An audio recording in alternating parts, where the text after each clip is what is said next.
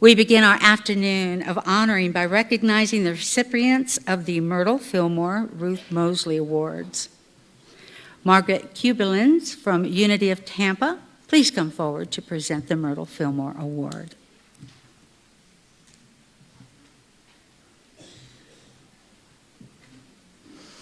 Good afternoon, everyone. It is a great pleasure and honor to have the opportunity to present to you Nancy Mercurio, Reverend Nancy, who is the recipient of the 2025 Myrtle Fillmore Award.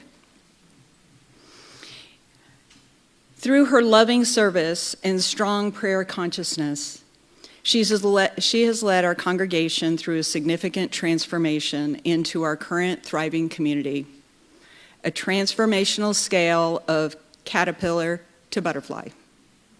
In 2019, when I became the president of the board, Unity of Tampa had a shrinking congregation and revenues were significantly below our expenses. Once the pandemic arrived, the troubles we were trying to navigate amplified, and we moved into having guest ministers for spiritual nourishment. In early fall of 2020, Reverend Nancy answered our call to be a guest minister, which led to a 5-month, a 1-year, and then a 5-year contract. Lucky us. We could have never imagined the transformation Unity of Tampa was initiating at the time. Just like the line from the Prosperity Prayer, we have faith in God to open ways when to the human sense, there is no way. Reverend Nancy has been our teacher and leader as we walk our spiritual path. She exemplifies Myrtle Fillmore in her prayer consciousness, guiding us through change and spiritual growth. One of the first major steps toward change was deciding to sell our property of 40 years. This allowed us the opportunity to seek a smaller, more financially manageable site. While the property was under contract when Reverend Nancy began guest speaking in 2020, the closing did not occur until May of 2021. She was vital in identifying a new location and guiding the change of many congregants whom had lasting memories of the old location and were now returning to Unity of Tampa as their spiritual home, but in a new building. Many had to learn to navigate the change and the grief associated with the loss and letting go of the old location. She also had formative memories there and was able to serve those in need with an abundance of compassion and understanding. Under Reverend Nancy's leadership and partnership with the board, Unity of Tampa has advanced in multiple areas, including the ministry and organizational systems. Our vision teams have been reestablished, resulting in dozens of volunteer opportunities, including prayer chaplains, gardening, grief support, social events, and community outreach through partner organizations. Our music team is phenomenal, and their uplifting songs are in line with Reverend Nancy's weekly messages. We also have an expanded youth and family program. We started with 3 students and now have 3 classroom levels led by a director and a YOU teacher. Yes, we have rebuilt a thriving community.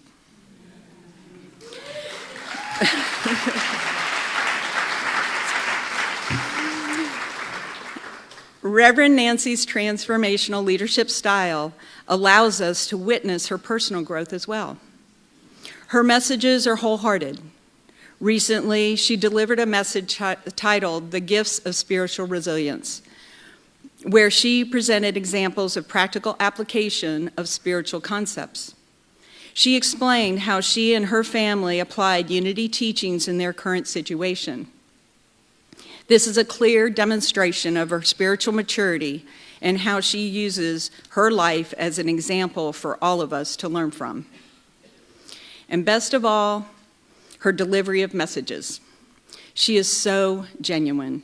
She has taught us to observe our lives, to laugh, to learn, and to live authentically. Reverend Nancy Mercurio, recipient of the 2025 Myrtle Fillmore Award.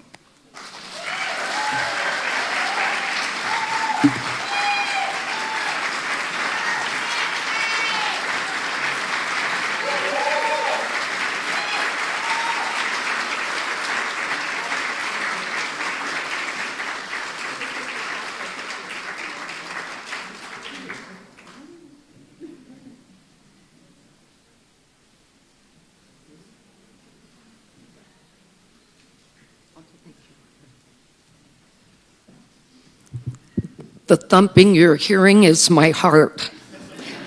So please just give me a moment.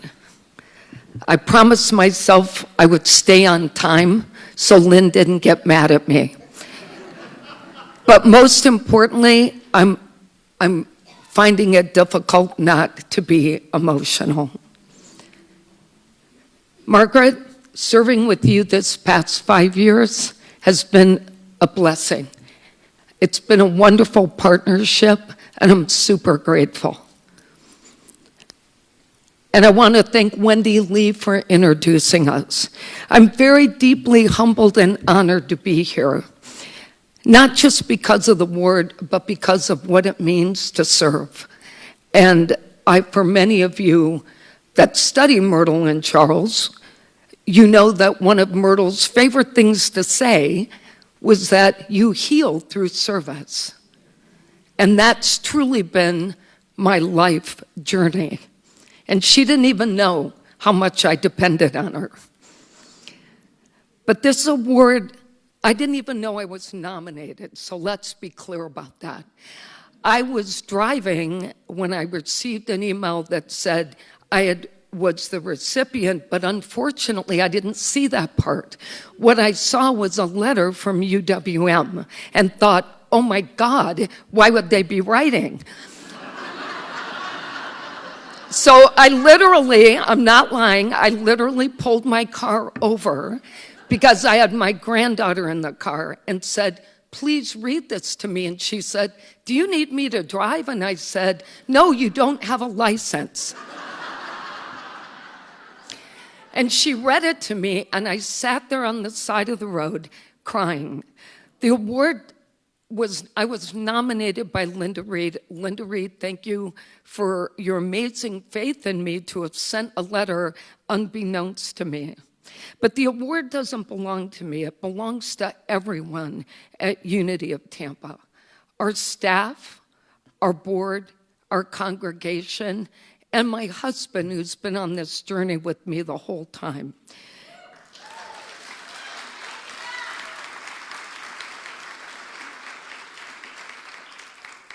Each of these people held a vision for our future, and there's so much to tell you in a very short amount of time about our growth individually and as a community.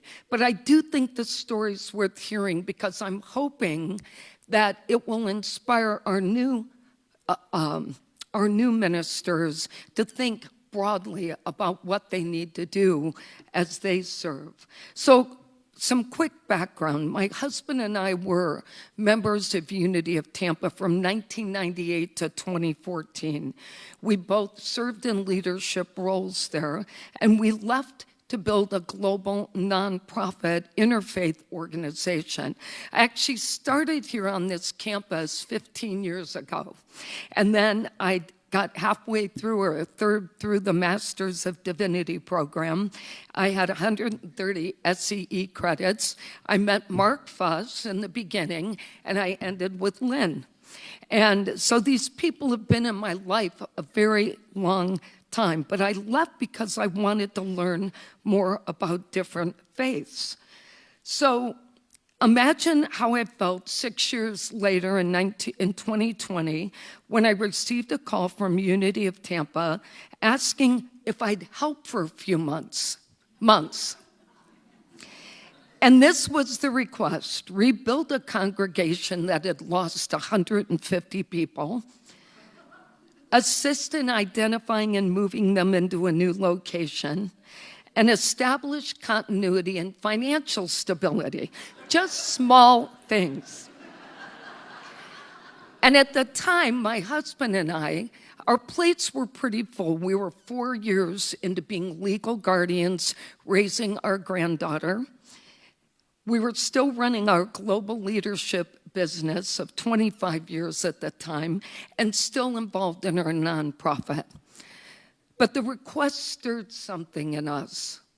Unity of Tampa had been our spiritual home. We knew we couldn't ignore what God had brought to us. There was still life in this community. And after days of prayer, we said yes, and we stepped forward in faith, not knowing how this was all going to work together. But we took Myrtle's advice, embraced the transformative power of stepping outside of your comfort zone. And boy, were we. Our initial steps included shifting from a minister-centric model to a mission-driven one, identifying and empowering leaders across every area of focus, and asking everyone to stop looking back and keep their heads facing forward, same way their feet walk. And one of the biggest requests was asking them to tithe when they couldn't pay their bills. Even when funds were tight, we retired the offering plate in 2020. I want you to hear me say that. I never let them bring it out again. I said we have to teach prosperity not by shoving a plate in people's faces. We need to do this a different way. We need to create ownership for this church and this community, not just ask for $5 on Sunday.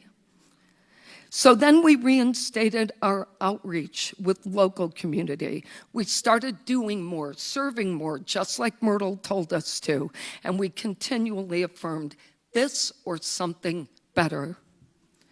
To show our commitment, Jeffrey and I signed up for free. We said, you can't pay your bills, you can't pay us. So we'll pay our bills with our other job, and we'll serve here for free to show you how dedicated we are, that we're committed to helping. Then we deferred compensation for another 5 months until the church was closed, all the bills were paid, and we were in a position to pay. And then we agreed to one salary, executive director and minister, but one salary split. So this would be a sustainable model. When the search for a new property stalled, we decided to turn inward to prayer and divine guidance. And on the very first day of our own search, without the two realtors who had been helping us for 6 months, we found our own place. But to make it work, we had to let go of two beliefs. One, that our fate depended on these realtors. Two, that we had to stay in the same neighborhood, because how was that working for us if we had lost 150 people? The result was a new home 6.5 miles north, bigger property, no mortgage, all debts paid off. We remodeled Fellowship Hall. We purchased a brand new youth building with 3 classrooms, and we put away a legacy fund for the future generations.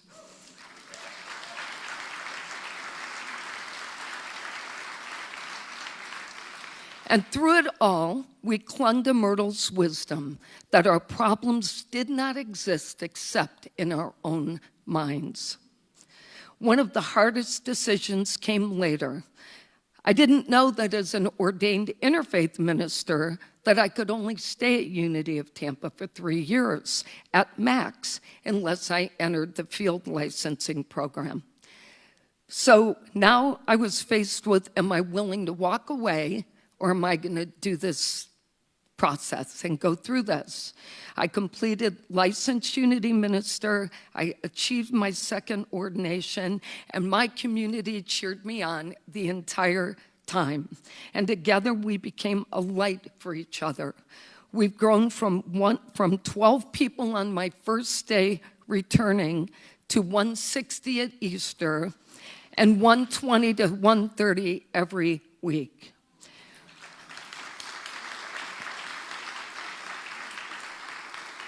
More than half of our congregation volunteers in something, one of our 10 teams or in some form. We've become a rental site for so many groups that now there's no room to put people.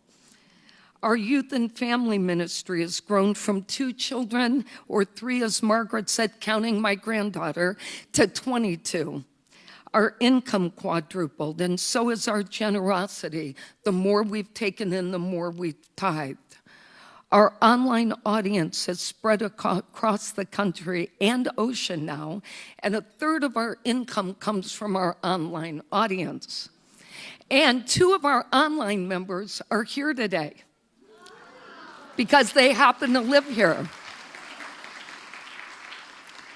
But receiving this award is very personal for me as well. When I first read about Myrtle's healing journey, I felt as if she had described my own story. 13 surgeries, years of struggle, and discovering the power of consciousness to heal and transform. And just like Charles, my husband watched my journey.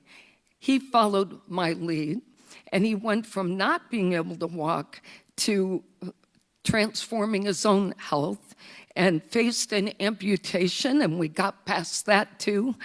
And he embraced these teachings after his first 7 surgeries, and it changed our lives completely.